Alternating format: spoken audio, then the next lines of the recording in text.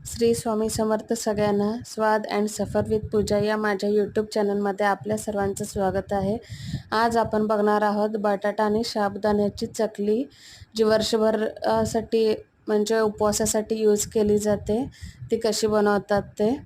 तर त्यासाठी साहित्य लागणारे आपल्याला 1 किलो साबुदाणा असेल.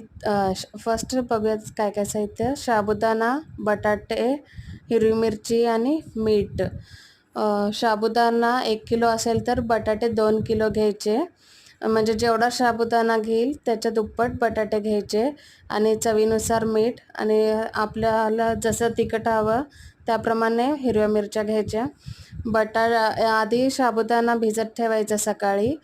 मग किती अंदाजे 1 किलोचं करत असेल तर 2 किलो बटाटे घ्यायचे त्यासाठी.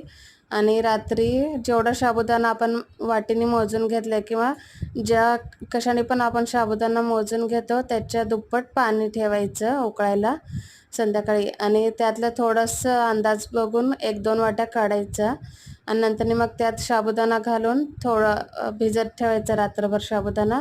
आणि सकाळी उठल्यावर त्यात उकडलेले बटाटे उकडून घ्यायचे.